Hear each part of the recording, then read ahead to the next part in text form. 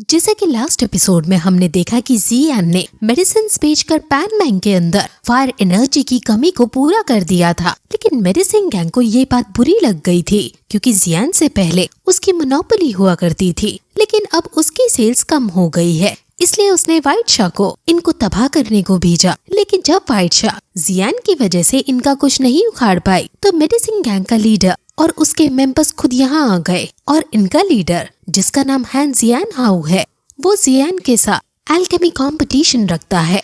अब वहाँ एक एल्डर आ जाते हैं जो इनके बीच कंपटीशन कराएंगे। सभी लोग बातें बनाने लगते हैं कि जियान पागल हो गया है जो इनर कोर्ट के अंदर नंबर 1 फार्मासिस्ट से पंगा ले रहा है।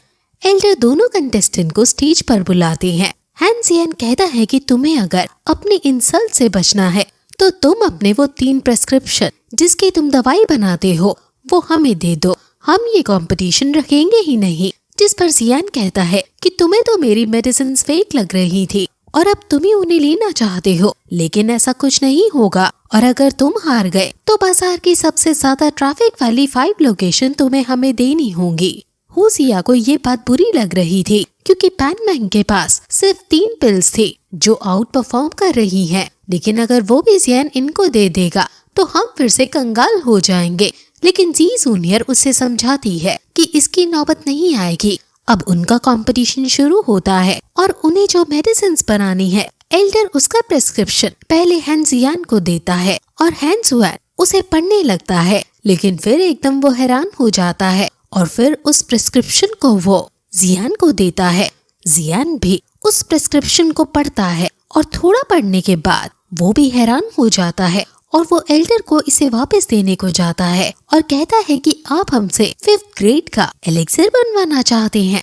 सभी ये सुनकर हैरान है और हुसिया भी कहती है कि नो मैटर जियान कितना टैलेंटेड है, लेकिन अभी अचानक 5th ग्रेड का एलेक्सिर बनाना तो काफी मुश्किल है।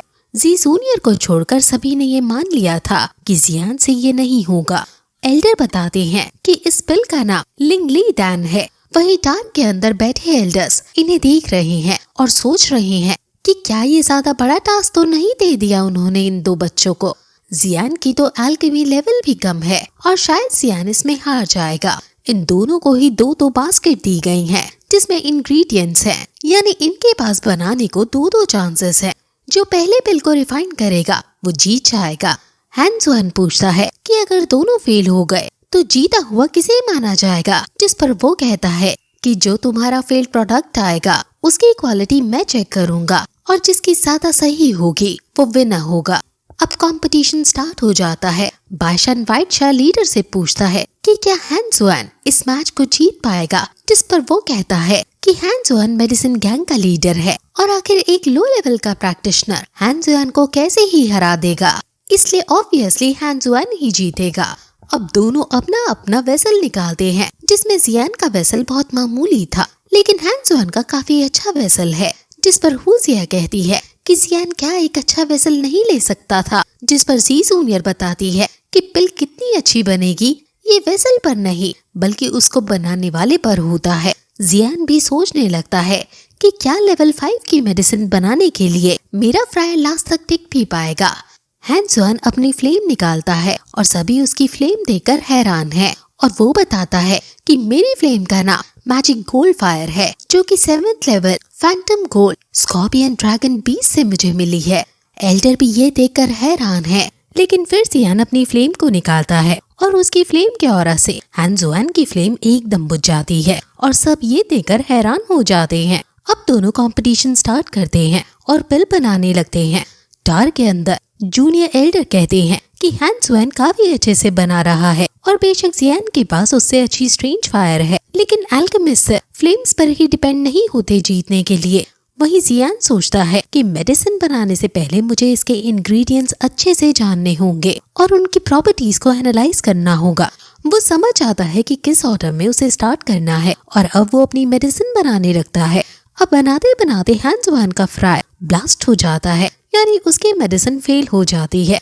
ये बनाना जितना उसने सोचा था उससे भी टफ है और उसे ये भी यकीन है कि जियान भी इसे नहीं बना पाएगा। और होता भी ऐसा है, जब जियान बना रहा होता है तो उसका फ्रायर उस हीट को झेल नहीं पाता और फ्रायर ब्लास्ट हो जाता है। हैंस वन सोचता है कि शायद हम में से कोई भी ये पिल नहीं बना पाएगा, तो इसलिए मैं फेल्ड प्रोडक्ट को ही अच्छे से रिफाइन कर देता हूँ ताकि मैं एटलीस्ट जियान से आगे निकल जाऊँ।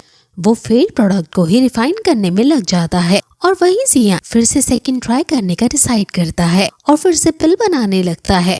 व्हाइट शाह को पता चल जाता है कि अब जियान हारने वाला है और फिर फाइनली हैंस वन की फेल्ड प्रोडक्ट से बनी हुई मोस्ट सूटेबल पिल रिफाइन हो जाती है।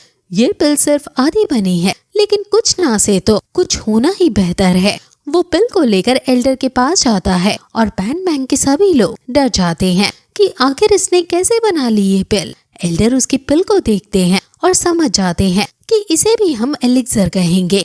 ये जीतने के लिए फेल्ड प्रोडक्ट को ही रिफाइन करके ले आया है, क्योंकि इसको पूरा यकीन है कि जियान जीतेगा ही नहीं। अब एल्डर जियान का वेट करने लगते हैं और जियान रिफाइनमेंट को तो पूरा कर लेता है, लेकिन अब उसे फ्यूजन भी करना था और वो ऐसा करने लगता है। एल्डर भी समझ जाते हैं कि जियान की पिल अब अपना शेप ले रही है। अब फिर जियान और ज्यादा मेहनत करने लगता है, लेकिन तभी वहाँ ब्लास्ट होता है और फिर से फ्रायर फट जाता है और वहाँ काला काला धुआं हो जाता है। पैन मैंग के सभी लोग उदास हो जाते हैं और एल्डर भी कहते हैं कि जियान हार गया। हैंस वन भी खुश हो जाता है, लेकिन तभी जियान धुएं में से बाहर आता है। उसके हाथ से खून निकल रहा होता है, लेकिन वो रिफाइन की हुई पिल को एल्डर को दिखाता है और वो पिल पूरी तरह से बन चुकी होती है। एल्डर उसकी पिल को चेक करते हैं और उसकी पिल की सेंट काफी ज्यादा अच्छी थी और उसने सक्सेसफुली लॉन्ग लिप पिल बना ली है। एल्डर जियान को विनर घोषित कर देता है और सभी लोग काफी खुश हो जाते हैं। मेडिसिन गैंग के भी कुछ मेंबर्स जियान से इम्प्रेस हो जाते हैं और व्हाइट शाह दांत पीस कर वहाँ से चली जाती है। टार के अंदर सीनियर एल्डर कहते हैं कि ये जिंदगी चेस की तरह है, जिसमें एक अगला कदम स्टेप बाय स्टेप लेना चाहिए, और जियान ने ऐसा ही किया था, जिस वजह से वो जीत पाया। हमें जियान पर नजर रखनी होगी, क्योंकि ये फाइटर होने के साथ साथ यहाँ का सबसे बड़ा एल्केमिस्ट भी है, जिसकी वैल्यू दो वैंग और इवन दो हुआंग के बराबर है। सभी लोग जियान को उछालने लगते हैं और अब फिर हमें 15 दिन बाद का सीन दिखाया जाता है, जहाँ हम हैंसू को कुछ बॉडीगार्ड्स के साथ कहीं भागते हुए देखते हैं और उनके बॉडीगार्ड्स या साथी कहते हैं कि ऑफिशियल मिशन से पहले शायद उन्हें वार्न करना पड़ेगा। आसपास कई सारे जंगली जानवर उनको चारों तरफ से घेर लेते हैं और वो सभी उन पर हमला करते हैं और इन जानवरों को वो अपने आइकॉनिक फाइटिंग स्टाइल से मार गिराते हैं। यहाँ से हम इनकी पावर के बारे में जान सकते हैं कि ये काफी स्ट्रॉन्ग है और इन सभी के पास अलग अलग तरह की फ्लेम्स है और इनके पास अपना एक एट्रीब्यूट है। वही दूर जियान पहाड़ों के अंदर बैठकर बिजलियों के बीच मेडिटेट कर रहा है। वो 3000 थंडर्स को सीखना चाहता है और उसका फर्स्ट स्टेप माउंटेन्स में ही पूरा हो पाएगा। तुम्हें पहले टावर ऑफ विंड और थंडर को रिफाइन करना है, लेकिन यहाँ की हवा और बिजली थोड़ी ज्यादा डेंस है, इसलिए तुम्हें संभल कर रहना होगा। अब वो बिजली को पूरा एब्जॉर्ब करने लगता है और फिर यही एपिसोड खत्म हो जाता है।